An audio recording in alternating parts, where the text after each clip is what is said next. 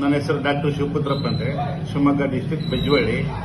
ಈಗ ನಾನು 65 ವರ್ಷ ನನಗೀಗ. ನನಗೆ ಇದಕ್ಕಿಂತ ಮುಂಚಿತವಾಗಿ 280 290 ನನಗೆ ಡಯಾಬಿಟಿಕ್ ಶುಗರ್ ಲೆವೆಲ್ ಇರ್ತಿತ್ತು. ಆಮೇಲೆ ನಮ್ಮ ವರ್ಕ್ ಸ್ಟ್ರೆಸ್ ಜಾಸ್ತಿ ಇರೋದ್ರಿಂದ ನಾನು ವಾಕ್ ಮಾಡ್ತಲ್ಲ, ಎಕ್ಸರ್ಸೈಸ್ ಇಲ್ಲ, ಮತ್ತು ಯಾವುದು ಯೋಗ ಇಲ್ಲ. ನಾನು ಬೆಳಿಗ್ಗೆ ಸಾಯಂಕಾಲ ಬಂದು ಆಸ್ಪತ್ರೆಯಲ್ಲಿ ಕೂತ್ಕೊಂಡ್ರೆ ನನ್ನ ಎಕ್ಸರ್ಸೈಸ್ ಇರಲ್ಲ. ಆ ಪರ್ಪಸ್ಗೆ ನಾನು ವಿತ್ ಮೆಡಿಸಿನ್ ಇದ್ರೂ ಸಹಿತ 280 290 ನನ್ನ ಶುಗರ್ ಇರ್ತಾ ಇತ್ತು. ಇಂಟರ್ನ್ಯಾಷನಲ್ ಸ್ಟೆಮ್ ಸೆಲ್ ಬಗ್ಗೆ ನನಗೆ ಇನ್ಫಾರ್ಮೇಶನ್ ಸಿಕ್ತು.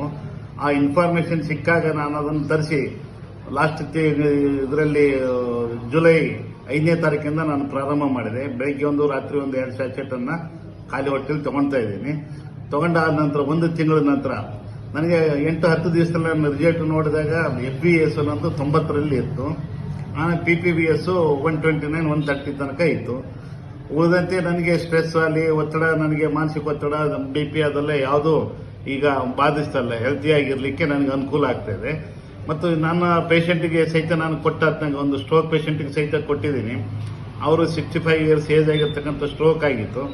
ಅವರಿಗೆ ಎದ್ದು ಅಡ್ಡಾಡ್ಲಿಕ್ಕೆ ಆಗ್ತಿರ್ಲಿಲ್ಲ. ಜಸ್ಟ್ 1 ವೀಕ್ 11 ಸ್ಯಾಚೆಟ್ ಡೈಲಿ ಒಂದು ತಿಂದಾದ್ಮೇಲೆ ಅವರಿಗೆ ಸಹಿತ ರಿಕವರಿ ಆಗಿಬಿಟ್ಟು ಅಡ್ಡಾಡಿ ಮತ್ತೆ ಪುನಃ 2ನೇ ಸ್ಯಾಚೆಟ್ 2ನೇ ಬಾಕ್ಸ್ ಅನ್ನು ಮತ್ತೆ ಪುನಃ ತಗೊಂಡೋಗಿ ಅವರು ಕೂಡ ಈಗ ಒಂದು ರಿಕವರಿ ಆಗಿ ಚೆನ್ನಾಗಿದ್ದಾರೆ.